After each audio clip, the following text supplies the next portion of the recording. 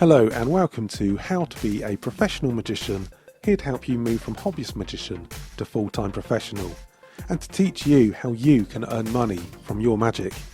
With me, Robert Bone.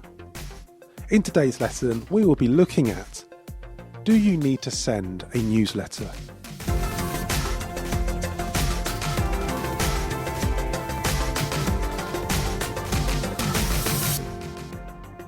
Sending a newsletter is a great way to stay in contact with people.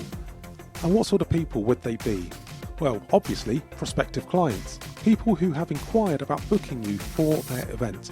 Now, it might be they haven't made a decision yet, they got in contact with a few other magicians, and then things get put on the back burner, especially if they're looking to organise an event in months, possibly even years to come. And then when an email comes through, they open it up, it's a newsletter about you, that's going to remind them who you are, and they're also going to see what you're up to, how professional you are, and hopefully want to get on and book you. You could also contact industry people, so that could be agents or venues or anyone else you might be interacting with on a professional basis. But as a magician, you're probably not going to be dealing with them all the time. So sometimes dropping them a newsletter is a great reminder to let them know who you are, because of course they're going to be dealing with so many other magicians, so many other entertainers and venues and everything else that runs with the events industry, that it is quite easy if they miss a business card for them to actually forget who you are. And past clients, they've already booked you once, but sending a newsletter can remind them for repeat bookings and also cross-selling opportunities. So someone might have booked you for their Christmas party, but then they get a newsletter come through and you're talking about weddings and private parties. They might not have realised that you did that at the time, but that's going to put that thought in their mind, and now they're going to be looking at doing something over summer. They might then come back to you because they hadn't really previously thought about you in that situation.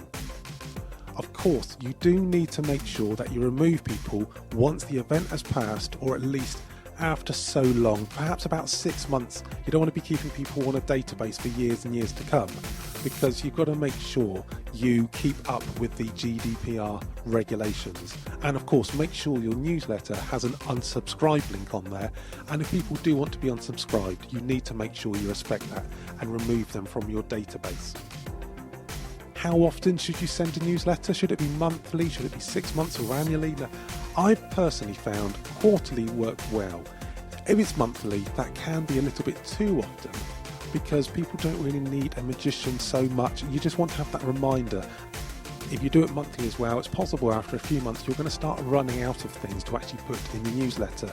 If you're doing it on a quarterly basis, you're going to have an opportunity to get a few interesting things, do a few interesting bookings and write a few interesting articles without the need to really be pushing it to try to make something more interesting than what it really is. You're going to want to include news. That's what a newsletter is after all. So if you've done any prestigious bookings, if you've been on television, or maybe if you've been involved in something that genuinely would be interesting, then you want to include that. And if you are stuck for ideas, then look at your blog articles and any social media posts that you've done in the last couple of months as well. And if you do write about that, make sure you put a link in the newsletter to your website or to your social media so people can actually read about that and find out more. Of course, what you want to do is keep people in your area, so don't be putting links to other external websites or other magicians or maybe venues or other things if you can help it, because you're taking people away from you, which is the point of it. The only thing maybe is if you'd actually been in the local press, and then you can actually put a link onto the newspaper's website, because people aren't really then going to be looking at too many other things on there. And you can make it seasonal as well. So in autumn, you might want to do a newsletter about Christmas and let people know that Christmas is coming up and you're already taking bookings for Christmas parties. And of course, in spring, you might be wanting to talk about summer events, maybe referencing some summer events you did last year with some ideas for people who are organising their event this year.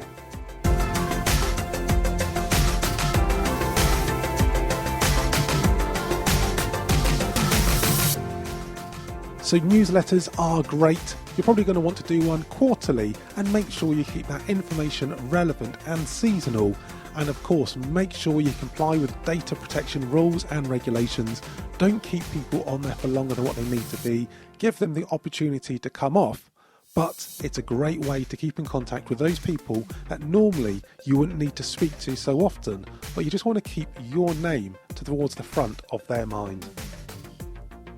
If you have any questions about building your magic business, please drop me an email. It's robert@howtobeaprofessionalmagician.com and head over to howtobeaprofessionalmagician.com for resources and courses to help you make money from performing magic. If you haven't already, make sure you subscribe so you can get more weekly bite-sized magic business lessons. I'm Robert, thanks for listening to How to Be a Professional Magician.